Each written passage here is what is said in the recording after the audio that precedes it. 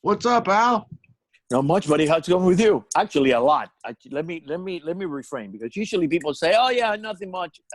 As a knee-jerk reaction, a lot. I finally got my unemployment money. Congratulations, sir. 6 weeks of calling nonstop. I mean, one day I spent 11 hours between calling on the phone, waiting on hold, talking to the person. And what's amazing is that for 6 weeks, nothing happened. I had to apply 3 times, by the way. Because eager beaver me, thinking, my philosophy, early bird gets the worm. Yeah, early bird got a tree branch up his ass is what early bird did. Right. So I applied the first day that self-employed people were allowed to file in Florida. Mm-hmm. Well, they weren't ready for it. They weren't ready to the point that the lady that I was talking to on the phone kept telling me, "No, sir, you're self-employed. You cannot apply." I go, "Ma'am, you can apply if it's a national disaster." We haven't been declared a national disaster. And then I hear the lady in the back going, "Yes, sweetie. Yes, it has." Wow. So, and she said, "Oh, I'm sorry, Mr. Romero. I wasn't here yesterday." They were clueless. They didn't know what the fuck was going on. Yeah, so because anyway, that is a special condition. We've never been able to get unemployment, right. But they made it so we could. Well, but listen, in their defense, I'm calling the very first day that it became available. So Right. half the people didn't even know. So anyway, so she helped me fill out the application. Well, that application cannot transfer to the new system because of some computer glitch. So now when I went to apply for the PUA or PAU, whatever the hell the name is. PPE? PAU. Oh, yeah. That's for the unemployment. That's how you get the unemployment. That's how you get the $600 from the federal government. Yeah. I had to reapply the old way because the one that I originally filed could not transfer. So I have to refile the old way in order to wait 2 weeks to become ineligible again to reapply under the PUA. Yeah. But I tell you what, I got lucky. I got denied on Monday morning. I became eligible Monday afternoon, and by Friday, the money was in the bank. Right. I think starting and trying to call them in February was a little early, Al. I do. I think that was a little early. I started in December when I heard about Wuhan. Al sneezed, and then he called unemployment. Hold on. When I heard that we're having bat soup in Wuhan, I immediately called the unemployment department. I'm going to start calling now for next year. Yeah. But, yeah, man. So this is episode 5, Stand Up Guy Radio. Wow. And we have not been run out of Facebook yet. We haven't been run out of Facebook. We're still friends, I think. Yeah. I think we're still friends. We're still friends, Al, right? Of course we're still friends. We're still friends. We're not lovers anymore, but we're friends. Yeah. I had to draw the line somewhere. Yeah. You said you wanted to be on the show. I was like, okay. You said you do it, so it happens. Whatever. But, okay, there's a couple of things on my mind. One thing that's really bothering me a lot is, have you seen these people who are getting upset with store workers for them asking them politely to wear a mask? Have you seen these idiots? Which one? The ones that don't wear the mask, or the ones that don't want to wear the mask? And when someone kindly, very respectful, she's holding a phone in this guy's face. I saw one on TV. And she's like, "Ma'am, please, we require you to wear a mask inside the store," which I totally understand. I do it out of a sign of respect. Of course. That's exactly what you're doing. And she is going off and talking about her rights and this and that. I'm like, what the fuck is wrong with you? What an idiot. What is wrong with these people? They talking about their rights. You know what? Rights come with responsibility. Where does it say in the Constitution you can do whatever the hell you want, no matter how it affects other people? I mean, unbelievable. Not only that, but all my life growing up, I've always heard that my rights ends where yours begin. Yes. My rights cannot oversee yours. So if I'm doing something because I think it's my right to do it, but it's harming you in some way, then that's where my rights end right there, because now we have a collection of whose right or who's not. So, Right. so I mean, yeah, just no, because- I understand that. I mean, I can't take it either. But I also hate the overzealous ones, you know. Yes. The one, the eager beaver that start telling you have a mask on, you know. I mean, see, I can understand people that work there. You know what I did? It happened to me the other day at Publix. My wife went, ordered some deli, and then she came out. She said, you know, I just realized that the lady that was cutting all the meat didn't have glove on and didn't have a mask. And I said, I'm not eating this shit. So I took it back. I went back to customer service and I took it back. You know? Yeah. So, no, man, no, you got to be careful. I mean, you can't be go crazy, you know, wacko, you know, but you got to be careful at the same time, you know. I almost got into a fight the other night, 7-Eleven. No, the guy, I was buying something. A guy walks in. I looked at him. He looked at me, and he goes, "Hey, buddy, I think you got your mask on backwards." Which, so I was like, I was like, no, I don't think so. Like, I think he's wrong. So I went on the internet. I looked, and there's no way. I don't know if I want the blue side out, the white side out. I don't know. It's crazy. Like, nobody really knows. I was thinking today when I was walking into Publix, what if we find out like a year from now that masks are causing cancer? We can win, man. We can't win. You can. Anyway. That's why I don't worry anymore, man. I don't worry. Yeah. My wife tells me all the time, "You're eating too much tuna. You have too much mercury." I go, "Okay, pick something that I can eat." Okay? Right. Because if I eat chicken, it has too much hormone. If I eat beef, it has too much whatever the hell it is. If I eat bread, it's too much GMO. So, Right. you know, I don't worry about it anymore, man. You know. Right. And so we've been having the show, and people have been watching and commenting, and then some nice people have been, talking about the show, and people have been listening, and I've been pretty happy with the show. What do you think? How do you think? Well, I'll tell you what, man. You know, I'm looking at this show exactly the same way that I look at my stand-up, which is what I told you before. I'm not trying to figure out so much what they're gonna like. I want us to have fun, and maybe then join us in the fun that we're having. Right. Whether it's between you and I, whether it's when we bring a guest like Carl tonight, just an old friend of ours. You know, that's what I think that I want to do. And then, you know, if they like us, then they're gonna watch. They're gonna come back. Right. Yeah.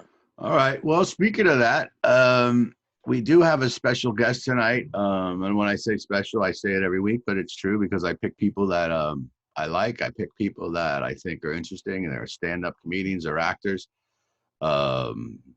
This guy, I remember when I first started as a comedian, he was already a headliner. He was very polished, very funny. And he was always supportive of me like you were, and helpful.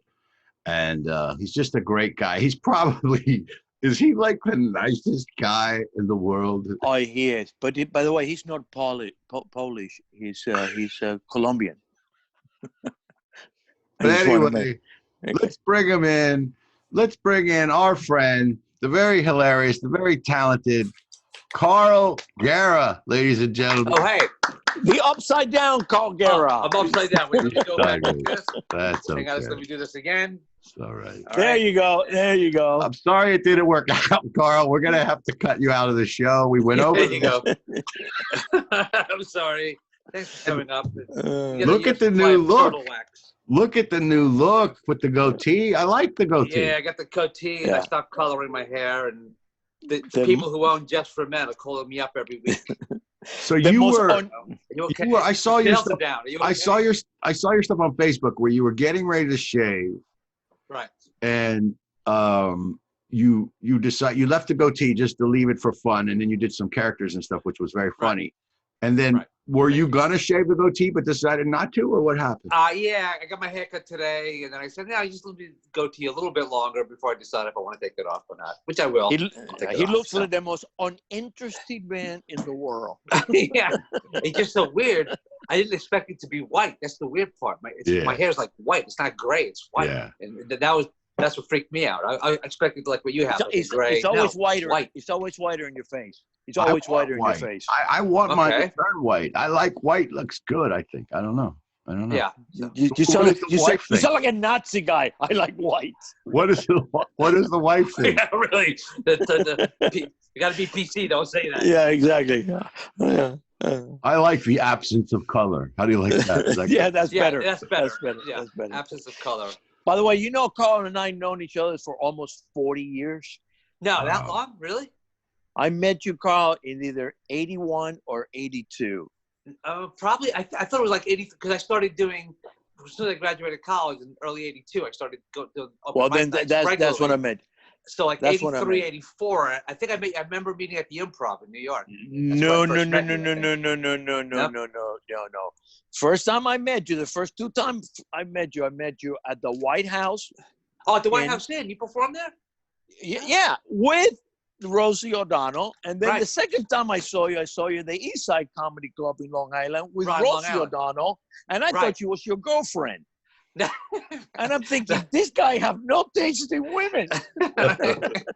Right. So that she had a lot of taste in women. That was like 82, 83 then, because I didn't start working right. until like 84, 85. Yeah. Right. And then, then I saw you, this business, we saw each other for a while, for a long time, and we lived in New York, and we got married and have kids. So, we have something in common that way. The White House Inn was a great club on Long Island. It was owned by a guy who legally changed his name to Richard M. Dixon. And he was a Nixon lookalike, and he made a lot of money when Nixon was president as a Nixon impersonator. He's about the same size, looked just like him. I know, he did look a lot like him. Yeah, and then he opened up a club. It had a White House theme, and it was great. So many big acts started out of there. Eddie Murphy, Rosie O'Donnell, John Ferrantino, Bob Nelson. Remember when Eddie and Bartlett and remember who the other guy was? Bob Nelson. They had the identical triplets. The identical triplets, right. Wow, that's a thing. Identical They triplets. started at the White House Inn, yeah. But what was great about it was if you were a newbie comic, the guy who owned it, Richard M. Dixon, he had done comedy. He was a speaker. He would do the whole Nixon thing. And he would take you aside and give you tips. Hey, try this. He gave me a great tip, which I still employ to this day. He had told me once that if you have an audience that's very loud, not paying attention to you, the tendency as a comedian is to speak loudly and be more animated. He said, no, bring it down. Yeah. And then just concentrate on the people in the front who are focused, get them laughing. And then when they start laughing, everyone else starts paying attention. And he was right. That's still a comedy technique that I use when I have a noisy room.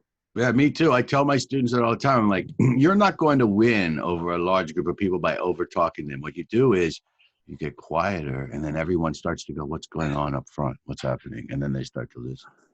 But you told me, you were telling me, first of all, I was saying this before you came in, but you have been, both of you, Carl and Al, two of my mentors and supporters of comedy when I first started. I was probably about 3 or 4 years in at Boca Nuts Comedy Club, and I'll never forget, we were standing there, and you were like, so how long you been doing comedy, kid? I don't even know if we talk like that. You're hey, like, kid, how long you been doing comedy? Makes the story sound better. But you said, wow, you're really good. I was like 3 or 4 years in, and you said, wow, you're really good. I would think you were about 6 or 7 years in, and you were just so supportive and like the nicest guy in the world, and just you've always been great to have. Thank you. That's the night Carl and I went over to Denny's, and you tell me, man, I met some fucking guy there that's never gonna make it in this business. But I felt bad for him, so I told him. This guy thinks he's funny. Yeah. You told me that night. Yeah. You told me something today that I think is interesting. You actually started trying stand-up when you were a teenager. Yes, I used to perform. Well, I was always in shows when I was a kid. In fact, I did my first solo show when I was 10. I was doing a ventriloquism act. Had a little Danny O'Day puppet. Jerry Goodspeed. For Christmas. Yeah, Jerry and I have discussed this. And then it came with a paddle sheet, and I would do the talent show, 5th grade talent show with my Danny O'Day puppet.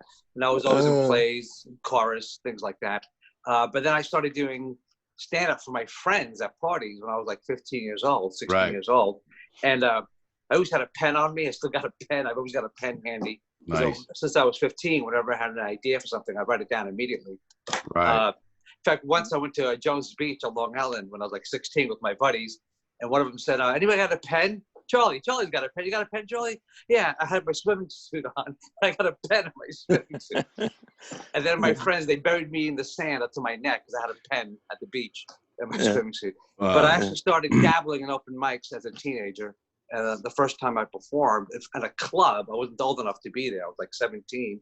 It was at Catch a Rising Star in New York, the original one on First Avenue. I took a train to the city from Long Island. You had to wait online for a ticket. And then I came back at night to perform, to do a 3-minute audition spot. And what year is this? This was June of 1977, about 2 weeks before I graduated high school. Yeah, wow. I'm an old guy. And then, then that night, the big star was David Brenner.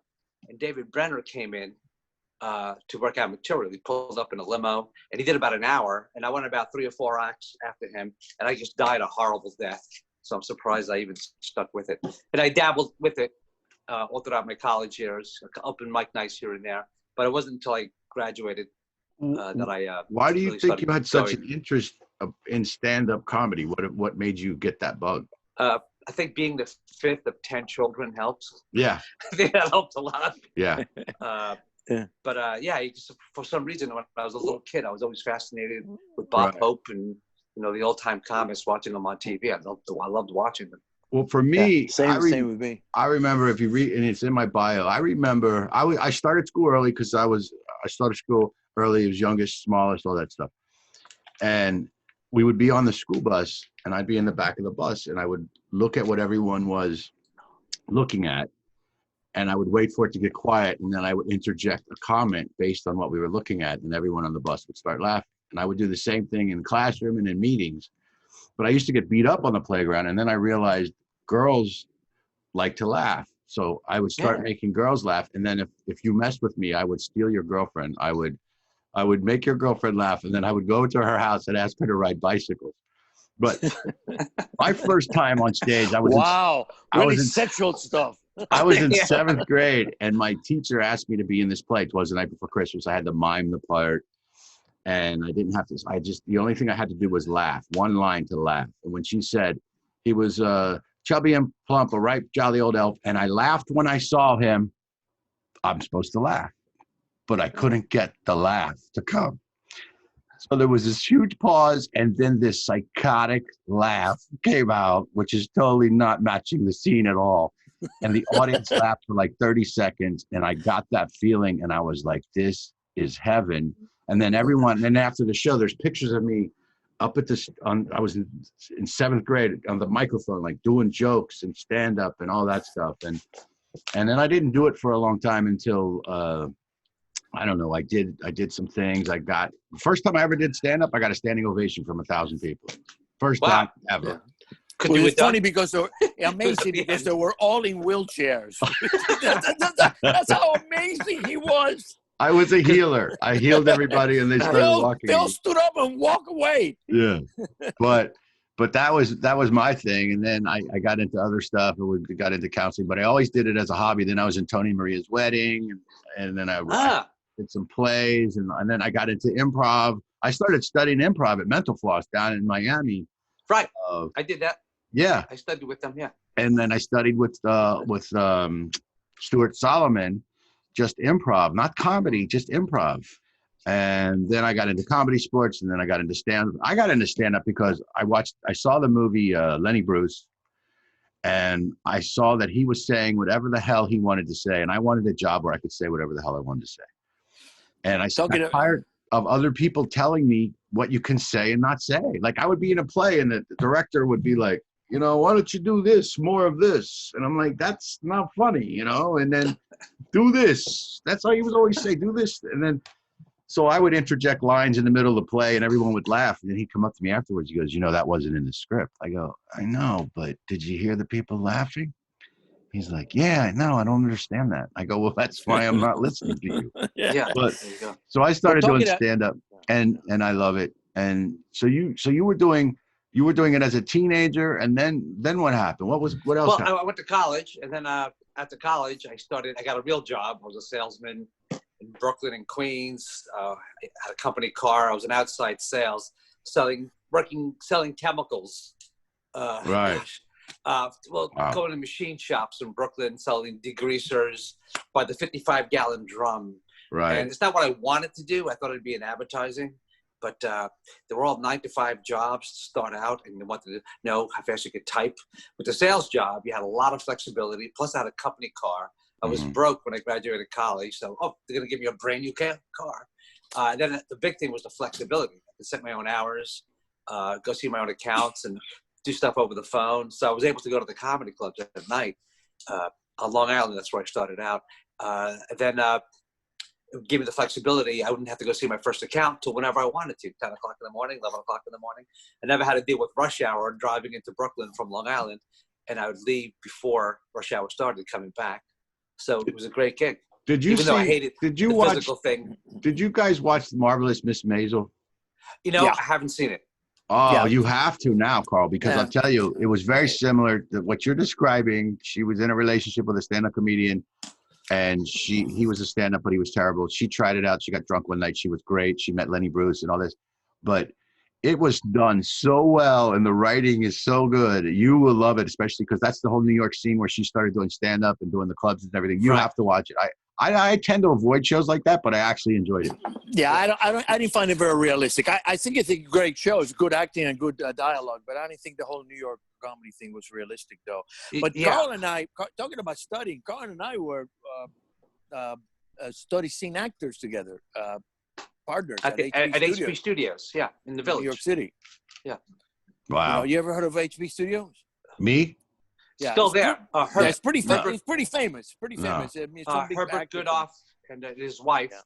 Uda Hagen. Right. So did both of you guys, was your goal to become famous? I wanted to be an actor. I just wanted to perform. Yeah, me too. Me too. Yeah, I just wanted to perform. It's still, to me, it's still a drug. One of the things with this pandemic is I haven't performed in 2 months, and I need my drug. I need my laughter fix. I've said it many times. The dopamine that I get from performing on stage. Exactly. I miss it. Go ahead. I could have like a backache. I could have back pain, or I could be in a bad mood. Show. It's like you feel like $1 million. It's wonderful. Speaking of that, I remember one time I was being wheelchair to my shows, and I still was able to do the show. And I was in such pain that I had to be wheelchair to the stage, and I still walked a few feet. I was able to do the show. It is a drug. Wow, that happened to me once, Al, on Cayman Island. Remember, there used to be a gig on Cayman Island a long time ago. Right. I was there for 2 weeks, and then I went scuba diving, and it hurt my back really bad. I had a spasm, and then I had to be in a wheelchair just for 2 days. I was in so much pain, but I was able to go from the wheelchair up onto the stage, sit on a stool, and did the show. People laugh, and did the show, and I was fine. I remember a girl broke up with me 5 minutes before I went on stage. I was at Laughing Comedy Cafe, and she was like saying, "We're breaking up. We're breaking up." I'm like, "No, I can hear you fine. I can hear you." This is before Zoom. And she goes, "We're breaking up." And I could hear her friend in the back encouraging her and telling her what to say. So not only is she breaking up with me, her friend is helping her break up with me. And now, ladies and gentlemen, coming to the stage, Michael Panzeca. And I have to tell you, I had the best show of my life. I had the best show of my life. You're a two-woman breakup. It needs 2 women to break with him. I had a girl break up with me after she saw my show.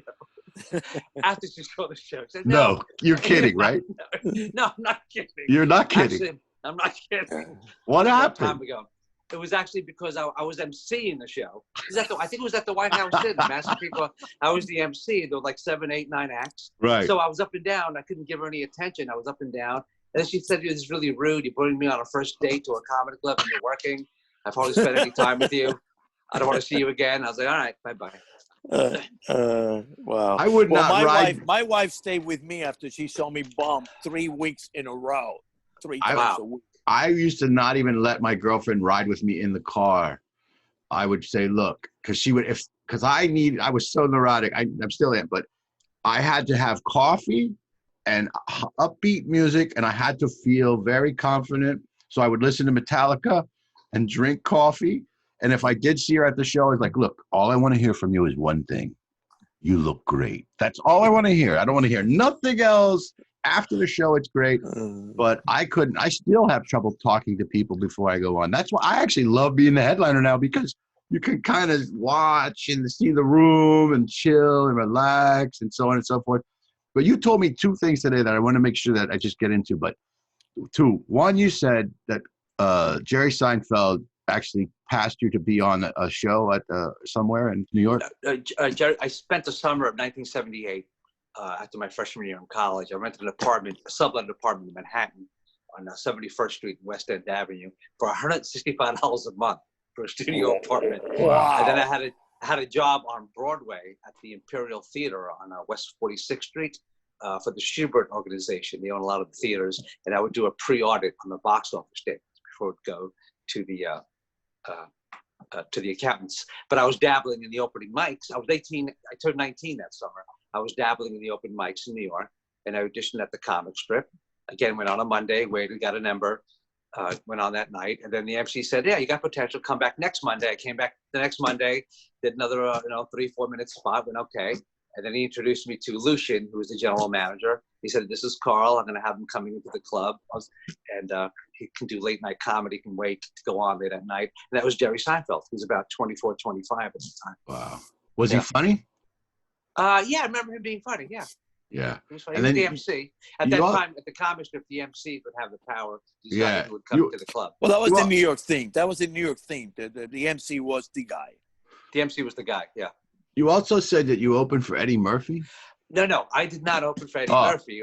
No, what happened was, after I graduated college, then I was on the Long Island comedy circuit for 2 years, and then I moved into Queens before I moved to Manhattan, and then I got into the New York clubs, the Comic Strip again.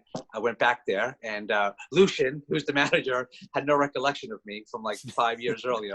I don't remember you, Mr. Guerra. I'm sorry, I don't remember you. All right. And then, so I was working out at the Comic Strip doing regular spots there, and I actually got an apartment 2 blocks away. I used to live up out on East 83rd for several years.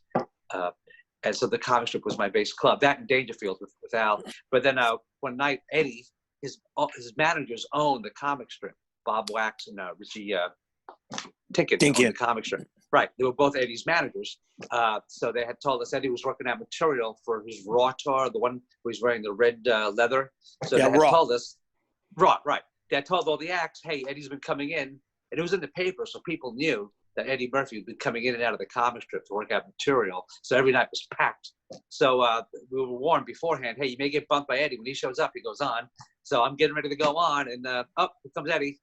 And he goes on, and the roof, he did an hour, like the roof came off the ceiling of the Comic Strip from the laughter. And then as soon as he was done, all right, the MC was like, "Okay, now we're going to continue the show. The comedy of Carl Guerra." Oh, yeah. You want to talk about dying. I went, like, the room was like leaving. Bye, everybody. And I had to do the Comic Strip at that time. You only do I think it was like a 12-minute spot. So it was only had to suffer for about 12 minutes. That was very humbling. That happened to me when I auditioned for the HBO Your Comedian special. I had to follow Carrey, not Drew, but the other one, Jim Carrey. Jim Carrey. Yeah. Jim Carrey. Now, everybody was supposed to do 6 minutes. He goes and does 20 minutes. Okay, blows the fucking room off.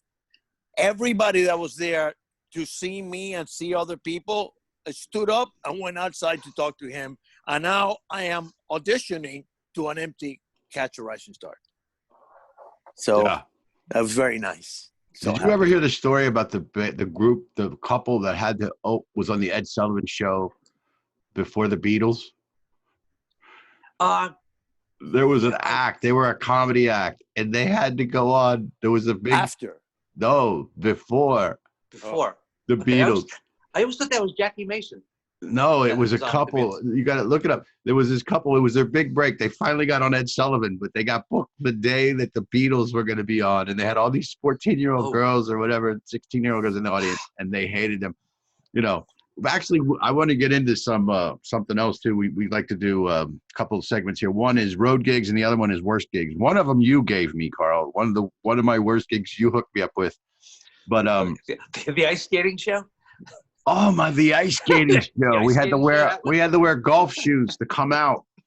That was so weird because I went out there, and he had to walk out on golf shoes on the ice skating show in Miami. That was actually okay the first time, but I always wore black and leather and stuff like that. And then I think you might have suggested it, or somebody else, like, you know, you want to look like their nephew or their grandson or whatever. Right, because it was old folks. Yeah, old folks. Seniors, I remember there was like old people and then some kid in the front row. I was like, wow, you look really good for your age. But anyway, so I next year I wore khakis and a sweater. It made all the difference in the world the next time. Yeah. The one that you got me was outside at the park on Las Olas, and there was band. And my job was to go up in between bands while they were tearing down the set. And I was supposed to do comedy outside in the park with people 50 yards behind you. Yeah. Right. So. Oh, yeah, that works. They're getting ready to introduce me. I'm backstage. The guy plays an upbeat song with some famous group, and they're getting ready. She's like some news personality or radio personality getting ready to introduce me. And then as she's going, okay, and now, ladies and gentlemen, we have a very funny, and then the guy taps her on the shoulder and goes, I have good news. They're going to play another song. So not only are they cheering for them, they're cheering that I'm not coming out. Yeah. Okay? So that happens. Then they play the slowest song I've ever heard. They're shooting T-shirts into the crowd. The people are loving them. They're walking off. They took forever, and it was like the energy goes way down. And then they introduce me, and they say my name wrong. I get out on stage. They're doing stuff behind me. I'm talking. You know I'm not very high energy. And I'm just starting to get people. I mean, I literally could have used binoculars to see if they were laughing. And I'm just starting to get them. And as I'm in the middle of just getting them, they tap me on the shoulder. Listen, we're going to need you to move down off the stage so we can. They wanted me to stop my act, get off the stage, down on the ground, on the sidewalk where people are walking, and continue my act. And I go, they want me to stop, get off the stage. Good night. And I put the thing in a thing, and I walked off. As I'm walking off, the girl with the headset, she's like, are you the comedian? Are you the comedian? I'm like, no, you're the fucking comedian. You can't come up to a guy in the middle of his set and ask him to stop and start over on the sidewalk. I'm like, fuck this. I'm out of here. Yeah. And then I think you called me that day, and you're like, hey, how did it go? It went great. I'm so glad I wasn't able to take that. Yeah. Yeah. You ever do the trolley car shows in Fort Lauderdale? No. City of Fort Lauderdale, they have these trolley cars. They're like buses, like trolley cars. I don't know if they're still there, but when they first started them, I think it was back in the late 90s, they wanted to have comedians on the trolley car as people were coming on and off. And it did it. It was actually very good money for like an hour. Just you'd be like for an hour, and they had different comedians on different trolley cars, and they just wanted you to talk to people as they came on and off. Right. You know, I performed on an airplane once. Carl is my hero. Carl performed under any circumstance. You name it. There could be a tornado in Oklahoma, and Carl will be fucking as people going into the basement. People, he's telling them jokes as they're walking down into the basement. You know. I once got hired by Toyota to perform on a chartered flight for one of their top dealers on 2 flights from Atlanta to Bermuda. Who books this shit? I know. Event planner. But there's a caveat. I didn't have to do stand-up.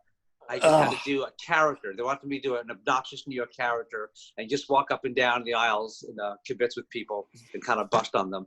So I had to do that for just for 30 minutes each flight, twice, from Atlanta to Bermuda. And then hit it right back on an empty plane and then come back with another full craft and doing the same thing.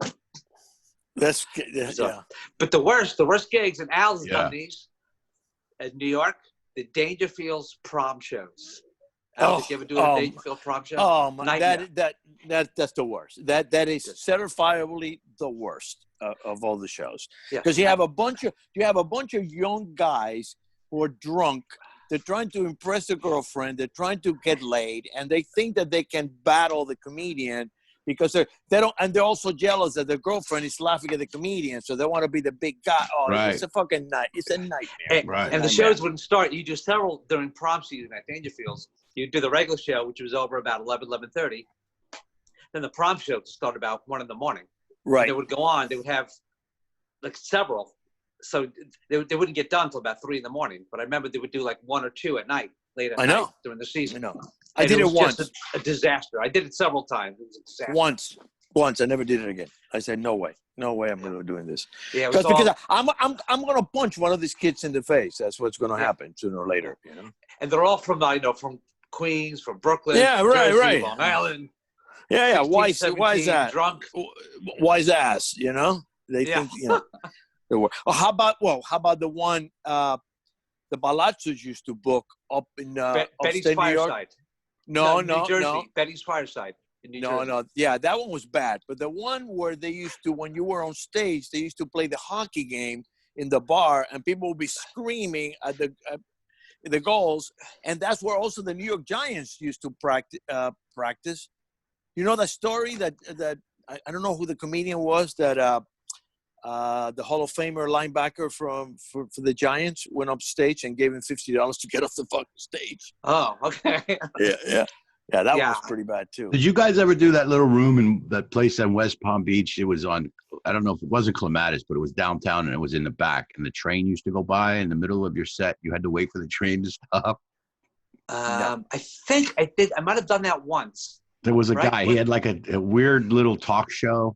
And it was like a fake talk show, and he had it on the stage, but there was a train. No, there used to be a comedy club there. It was a big club before the Improv. Yeah. The corner something. Yeah. Comedy Corner in Palm Beach or something. Oh, the Comedy Corner. Comedy Corner, that's it, right. Well, that was different. That was. No, that's different stuff. That was near train tracks. Wasn't that like? There was train track there, but this was like a behind a bar or whatever. But Al, let me ask you, give us a worst gig. Well, I have so many of them, man. You know. But, no, Al, yeah. I know. Okay, well, I'll tell you. I'm working the Funny Bone in Lancaster, they like to call it. It's Saturday night, second show, but half full. And there's this drunk woman in the back, man, and she just keeps going and going. And I'm saying things to her, and she's totally oblivious. And I finally couldn't take it anymore, so I scream on the microphone, "Shut the fuck up!" She's standing there and goes, "Are you talking to me?" So now, I never attack women because the audience might turn on you, right? Yeah. So this is what I do. I said, "Honey, are you here with your husband or your boyfriend?" This is what I do because I want to find out who's the pussy that will take a woman out like you and act like this. Because a real man, will not allow you to act like that and embarrass me in front of my friend. But obviously, you're here with a real pussy of a guy. Okay, so now the girl goes over and she stands up and goes, "I'm from Arkansas." Oh, no, I'm sorry. Let me retire. I said to her, "Are you here with your husband?" And she stands up and says, "I'm from Arkansas." So I said, "Okay, well, in that case, are you here with your brother/husband?" You know, and everybody starts laughing. And I don't realize she's coming on stage. She gets on stage, okay, and she has the drink in her hand. And I know exactly what she's going to do. She's going to throw the drink in my face. So I go up to her and grab the hand with the drink, and then she tried to hit me with the other hand, almost hit me. Then the bouncer came over to, pull it out, took it out. Unbeknownst to me, I keep doing my act. I don't know what's going on. She goes outside. She's so fucked up. She starts physically fighting with the cops because I had to call the cops because she wouldn't leave. She scratched the cop's face like that. She started kicking the side door of the window of the police car. They took her to jail. They put her in handcuffs. She got out of the handcuff, and they had to tackle her in the parking lot to drag her back to jail. The policeman come over to question me to see what happened, and I said, She had the scratch here. It was still bleeding. And it goes, no, because we had to take it to jail. I go, oh, man, I'm sorry. I didn't want that to happen. He goes like this.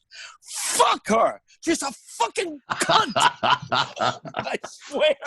There's a policeman that has scratches like this. I mean, bleeding, you know. He goes, fuck her. She's a fucking cunt. Look what she did to me. So, Al? Oh, sorry. Go ahead. Go ahead. No. So now this is a Saturday night, right? Sunday paper doesn't come out. Monday morning, front page of the Lancaster newspaper, Comedy Club redefined the word punchline. And now it's picked up by the AP and the Garnet, and it goes all over the United States. I'm driving back from Pennsylvania to Florida, listening to Deepak Chopra. You know, those motivational things. I don't know what's going on at all. On the whole day that I drove, there were people trying to call me to do radio shows. They were calling Dave Rinaldi. You know Dave Rinaldi from Funny Bone in Lancaster? To do TV. So I did, when I came back home, I did radio shows from Florida all the way to Hawaii talking about this shit. Wow. Yeah, but you should have seen the policeman. Yeah. By the way, go ahead, Carl. My sister asked me to apologize to you. Why? For that night in Lancaster. Yeah. So I remember this one time. I'm on the ship with Carnival, and I'm doing a midnight show, and I'm asking. There are about 300, 400 people in the back, and I'm asking questions. And this one guy, I think they were part of a gang initiation, because he kept. You ever watch Fight Club where you have to get into a fight? Like, that's your initiation. You have to get into a fight. He was saying the most inappropriate thing. So at one point I go, all right, so whatever. And I go, oh, what's your name? And I talk about hunting. I go, well, what do you like to hunt? And he goes, black people. Oh, wow. And I go, you know what? Okay, that's it. I go, you know what, buddy? You're done. I'm tired of your comments. He had made like a bunch of inappropriate comments. I'm like, that's it. You're out. Go. There's no security, because, you know, they were watching me after the shows. They weren't there to protect me. Yeah. They were there to watch me, make sure I'm not having fun. Right, exactly. So I actually went off on them about that. I was like, where were you guys? Anyway, George Solano's the cruise director. So I go, you're out. And as he's walking out, I hear someone gets up and decks him. Now the entire people are standing up like there's going to be a race riot in the show. I'm starting to walk off stage. I see the microphone and I realize I'm the only one who has control in this room. I could leave and protect myself, but innocent people might get hurt. So I grab the mic. Mike to the rescue. To the rescue. I grab the microphone and I go, listen, everyone, please remain seated. Please remain seated. Do not want anyone getting, because I'm picturing people falling over chairs, throwing chairs. And finally, George walks in, and I said, George, that guy right there, that guy, and George's like, him? I go, yeah, get him the fuck out of here. Get him out. And now everyone has calmed down. Nothing has happened. There's no fight. And I still have the microphone. And you know the old thing but I actually used it. I go, okay, now. I could have ended the set. I go, no, I still had 20 minutes left. I go, let's all hold hands and sing Kumbaya. And we did. We literally sang Kumbaya. And it worked. And I got a letter from the captain thanking me for preventing a race. Thank you very much for singing Kumbaya. See, unlike me, who causes a mutiny, the regular Navy. Yeah. But let me ask you something, Mike. The guy that said that was the one that got hit? Yes. By whom? By a black? As he was walking out, a black guy got up and decked him. Oh, wow, good for him. Very serious. Yeah. Well, I mean, how much? And he had been saying inappropriate things, like his answer. Yeah. I'm telling you, there was something where he was trying to get in, like he was intentionally trying to get into a fight. Wow. So what about you, Carl? What's your worst gig? Wow. Well, I know you have a lot. I got so many. Yeah. I think aside from the Dangerfield's prom shows, just like a lot of one-nighters where I'm just not comedically connected to the crowd. And maybe I had a bunch when I first moved down here from New York. I started doing the condo gigs down here. Big market in South Florida. So what a nightmare. It was all the like super seniors. And I wasn't really the right act for them. Now I can. Now I know how to handle them, but at that time, I didn't know how to handle the senior crowd. You're their age now. Yeah, I'm their age. They were the worst. I would just. They have beautiful theaters. I was at Meisner Park. 2,000, and then just silence. I was at Meisner Park. I was a new comedian. There was a contest. I went up, and there was 10 comedians. I won the contest. This old Jewish man comes up to me. I think he was from Famous Faces or Big Beat or one of those. Oh, yeah, Famous Faces. Yeah, I know. And he goes, how would you, hey, I won the contest. He goes, hey, kid, how would you like to, hey, kid, how would you like to? Hey, kid, how you doing? Yeah, pretty good. He goes, how would you like to work the condos down here? And I'm like, look, man, no way. They're going to hate me. I'm an Italian kid. They're old Jews. They're not going to like me. He goes, who do you think just voted on this contest in Meisner Park? You won. I did them for 3 years. And I remember one night I did 2 shows in the same night. It was good money. It was very hard. One was in the lobby, and there was this guy. I was very rude. And while I'm doing it, he's like, oh, you haven't been funny yet or whatever. Anyway, so he was rude. Then I did another one after that. I get a call from somebody, an agent, and she's like, how did the shows go? I go, the shows went fine, but the first show, the guy was a little rude. Yeah, they're asking for part of their money back. And I go, you know what? Give them their fucking money back. I don't give a shit.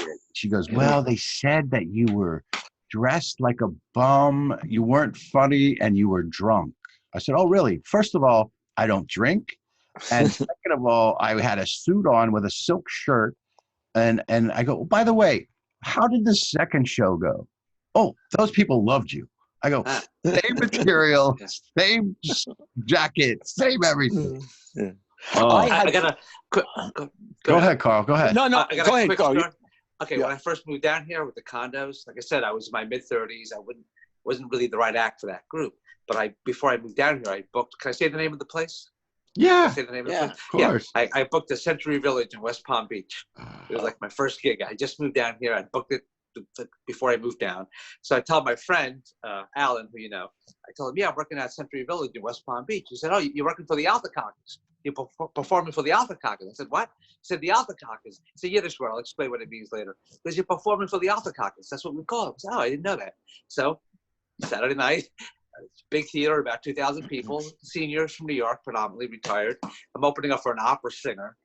First words out of my mouth, that came out, hello, Alta Cockers. And it was silence, just silence.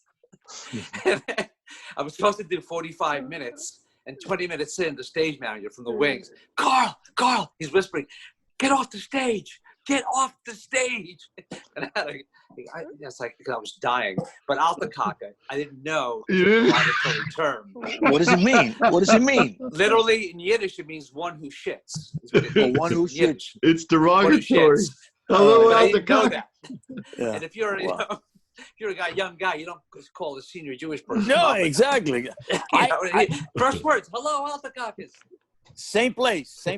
Me, Century Village. I had to actually embarrass an old Jewish lady. I mean, you don't remember when they used to open Spanish? American Cuban comedians started speaking Spanish. Oh yeah, I used to do that, right? Yeah, it used to be my opening. Okay, so I go in. I open. This how many years ago was that? I started opening Spanish, and this little Jewish lady in the front starts screaming, "Go back to Cuba!" and I just stopped and I looked at her, and this just poured out of me, man. I mean, I said, "Ma'am," I said, "You." This is all Jewish people. I said, "You, of all people, that have been thrown out of every country in the world, you're going to tell me to go back to Cuba?" I said, "Ma'am, I don't know how old you are, but you haven't learned a goddamn thing in your life." And they all applauded. Chico stood up and walked away. And then I died for 30 minutes. Like this. I had a similar thing on the ship where there was because I in the beginning of my show, I started out making fun of Italian people. My first line as a comedian that was under pressure that made people laugh was, "So I'm stabbing this guy." That was my opening line. Anyway, so then I moved on to Jews and I'm suing this guy and all this stuff. One day I'm doing a show and there's all black people in the audience. And I'm like, I have to go for it. So I go, I made fun of Jews, Italians, Polish, rednecks. And then I go, "Where are my black people?" And they're like, "Yeah." And I go, "Welcome And, and everyone started laughing. But one day I said, where are my black people? And this guy goes, big black guy in the front row, better be careful. And I go, what? Well, why? I stopped my show. I was like, what? Why? Why should I be careful? There's a lot of us here. I go, so you're telling me that you all know each other, like you're a mob? Or what? I thought, I'm sorry, sir. I thought we were supposed to stop thinking of each other in that way. I thought that I'm not supposed to think of you as a mob. I don't know you individually. You don't know these people individually. If you want me to think of you that way, I will, whatever. And the black people were applauding. And then I just made him uncomfortable for a while. But one time, and then he stabbed him. One time, this is how I deal with people who can't shut the fuck up. You know, the girls that walk in, they're all dressed up, they're hot. They walk into the show, they want to make sure everyone's seen them, right? And they walk around parties. And they sit in the front, and they get upset when you don't make. They want you to talk to them, but you don't talk to them because there's nothing funny. Well, anyway, finally, I couldn't take it anymore. I'm like, ma'am, I go, you want to be in my show, baby, don't you? And she's like, oh yeah. You want to be in my show? And she's like, I go, come on up here. And everybody's like, yeah. I go, see that chair right there? Now sit down. Okay, you sit down. You comfortable? Yeah. Shut the fuck up. And then I just went on with my show. And I left her there, sitting in the chair. Remember those three girls that were related to the vice president? And they had to write a letter? Yeah. Because they did the same thing. They did the same thing. Three beautiful girls sat in the front. They sat in the front after they saw me talking to the audience, so they know that I'm picking on the audience. Wow. So they come and sit on the front. They think that I'm going to make jokes about how good looking they are because let me tell you, they were fucking hot, all three of them. So I think they thought they were going to do that, and they were going to. I went the other way. I call them the unfuckables, and they. Yeah, I said, I said, we have three beautiful women there with no date. What happened? You have no fucking personality. And then the people laugh a little bit, go, the unfuckable, ladies and gentlemen, here they are. The unfuckables are here with us. Well, one of them happened to be the daughter of a Bloom. What's his name? Roger Blum. Roger Blum, right. The daughter. Wow, okay. Or the granddaughter, one of the two. Right. And she went to her father. And her father told Virginia. Virginia made me write a letter. It was fucking believable. But they did the same thing. They wanted to be picked on. I just didn't pick them the way they wanted me to be picked on, you know? Yeah. Back in my carnival days once, I was doing the opening show in the theater. I forget the ship. I'm in the theater, and there was a guy in the front, big guy, like just looking at me like this. Because I was making his wife laugh. He couldn't make her laugh, but I'm making his wife laugh. Like, right. Jealous. Give me an attitude. I said something mild to him. Then he came up onto the stage. He was big. And I backed off a little bit, and he took the mic out of it was a wireless mic. He took it out of the stand. He said, let's see how funny you are without a mic. And then he walked out. And then the audience thought it was part of the act. They thought it was a planned thing. Then they called security, and then a tech guy gave me another mic. But then the guy threatened me. Later on, I told the cruise director, if he sees me, he's going to deck me out. So the cruise director said, "You just stay in your cabin, lay low this cruise." I was only out for like 3 days. The next night, I had to do an adult show the next night, and he was threatening to come back to my adult show and punch me out on the stage. And then, so at my show, there were security guards, so like 2 security guards in the front, and the audience knew what was going on by then. So wow, it was so I had to do a show, ready to run. No, what's amazing is not so much the story; it's the fact that you got 2 security guards to be there with you. Exactly. The guy was threatening. That's the amazing part. I had a guy complain at one of my shows because he was sitting in the front row wearing binoculars during the Welcome Aboard show, and he had sight issues, and he told everyone, but no one told me. And I said, sure. Yeah, no one told me. And I go out and I see a guy in the front row of a binoculars. You're wearing binoculars. You're in the front row. I mean, if I don't acknowledge that, I'm an idiot, right? Yeah, so of course. I had a similar situation like that at a condo, and they hated me. He takes it off and he goes, "I'm legally blind." And then all these things went through my head I wanted to do. So anyway, he complains. I'm not in trouble because no one told him. The cruise director got in trouble. I think it was Josh, actually, for not telling me about this guy. So they give him like $250, right? So now the midnight show, I'm there, and he's sitting in the front row again before I go on stage early. And I said, I called the hotel director. I say, I will not go on stage if he's in the audience. They go, why not? I go, why do you think he's here? To complain and get more money. And I'm not going to do it. And they said, don't worry about it. Just do your show. We're not giving this guy any more money. You know, that's it. But, you know, you can say whatever you want to him. We don't care. We're done with him. Yeah. People just. Did he complain? Did he complain? Yeah. No. One time they had a group of Puerto Ricans and there was a day, it was an early show. It was a clean show. And while I was up there, they were drunk. There was like 10 or 11. They were up. They were making a lot of noises. And I was like, guys, come on, you know, let me come back to the midnight show if you want to be this way, you know, but not now. And then finally I go, that's it. I'm done. I go, let me ask you, what do you guys do? They go, we're in the military. I go, well, you're obviously not a sniper because you don't know how to be quiet. So they all got up. I could see them from the stage, the information desk. I watched them go complain. Thank God the cruise director was in the back. And here's what they said, I said. They said, the comedian, we'd like to complain. He said that he wished we all got killed in the army. And the cruise director's like, no, that's not what he said. Not quite. I was here. You were drunk and being obnoxious. He said that you weren't snipers because you don't know how to be quiet. So, yeah. And a lot of people complain so they know they're going to get a free bottle of wine or a free excursion. Yeah. Or they don't do that anymore, though. Yeah, because the management on all the cruise lines are wise for that now. Go ahead. I was on a ship once, and for a different cruise line, and I do a bit about props, everyday item, to have stupid warnings on them, and I usually try to get a kid to read the warning.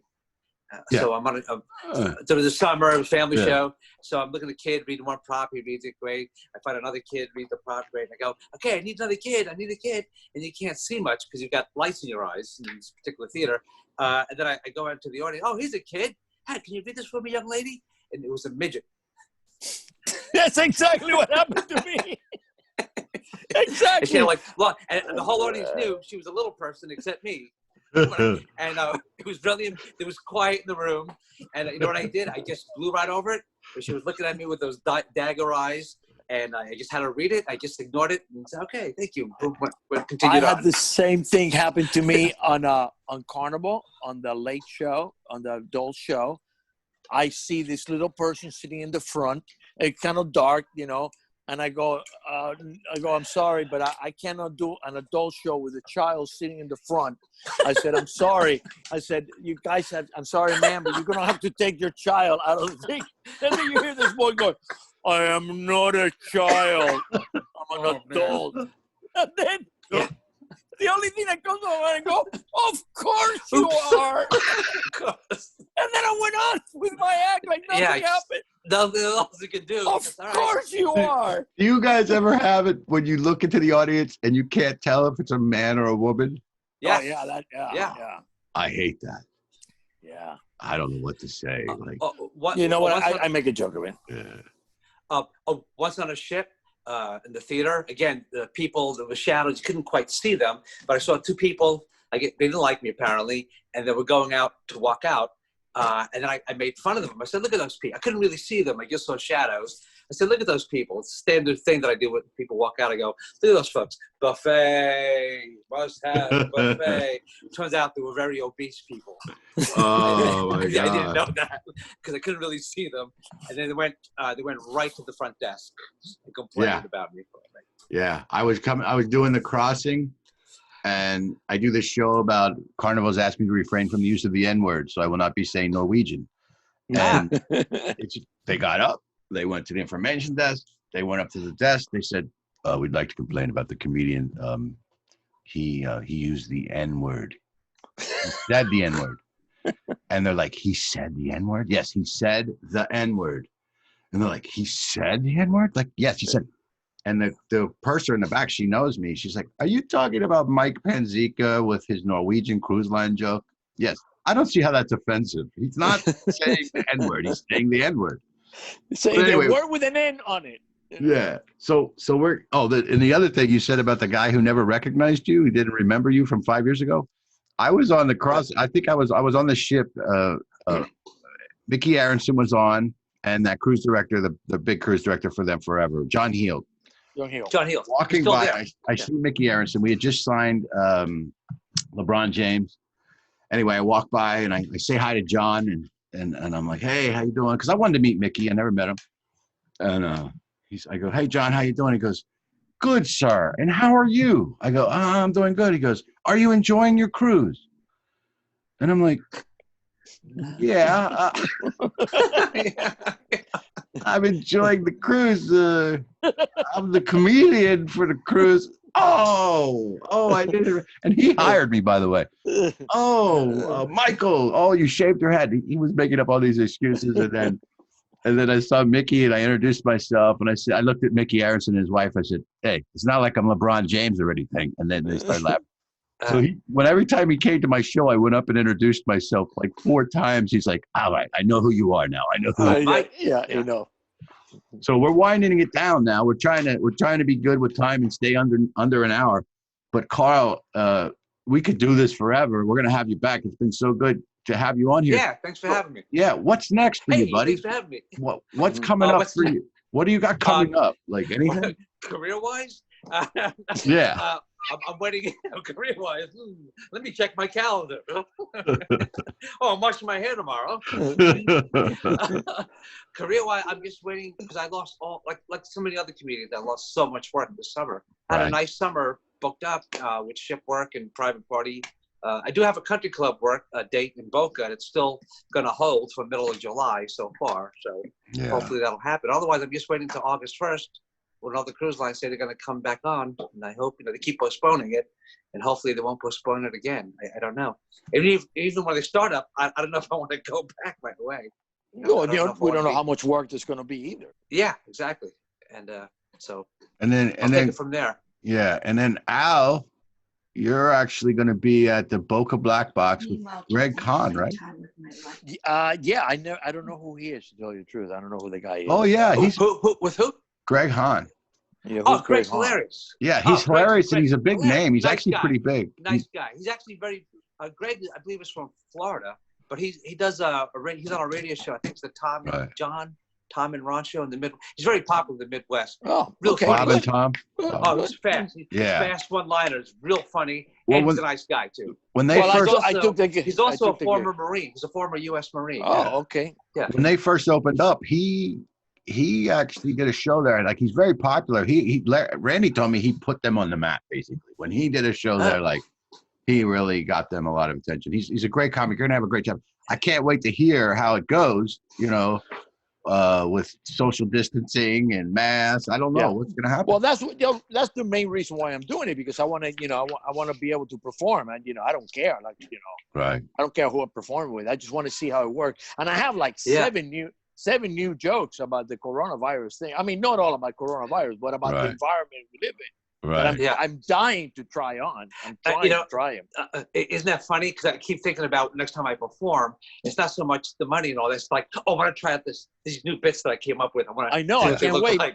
But I don't know how to incorporate it into my. You know what's funny about that? There's a double-edged sword there, because we're writing all this new material about everything that we're going through, and people are going to relate to it because they went through it. And then the other side of that sword is this. We don't want to think about it anymore. Yeah, exactly. We're coming to the comedy show to forget about it, enjoy it, and I'd like to talk to you about the coronavirus. Yeah. But I'm not going to talk about the virus. I'm talking about stupid things that have come up. I'm sure you go ahead. You go first, Al, and let me know how it works. I am. I'll tell you. I can't wait to do it. If they don't like it, fuck them. So listen, let me just thank Carl again, and Charlie. We're gonna Carlos, Carl, and Charlie. Carlos, Carl, Charlie. Carlos, Carl, Charlie. It's good to see you. I hope your family is well. Stay well. You look great. Please. Yeah, I'll take this off soon. Yeah, please listen to us on. Thank you for listening, Stand Up Guy Radio. Follow us on Facebook. We're on YouTube. We're on Podbean. If you want to listen to the podcast in your car, you want to watch on YouTube with Stand Up Guy Radio, episode 5 with Carl Guerra. Thank you so much. Go ahead. Can I plug my website? Please. Of course. My website is Carl. Technical difficulties. CarlosComedy.com. CarlosComedy.com. If you would like to see a blank page of upcoming events, go to Carlos. Can I plug my website so I can show you I'm not working? What? But but I just put up some video of the different characters I was doing when I had a full beard and then with the goatee. Oh yeah, the characters are good. Yeah, I put them on my my website. That's what maybe next time let's bring him in and do the characters. That's what we want to do. That's what we should actually just send our website to unemployment. We shouldn't even have to fill out any work. Exactly. But anyway, thank you guys for listening. Please follow us, like us, and share us. And everybody stay safe out there. Spread the show, not the virus. Thank you very much. Thank you, Carl. Thank you for coming. Thanks, Al. Thank you, Carl. Thank you so much, Thank you buddy. for watching. All right. All right. See you guys later. Stay safe.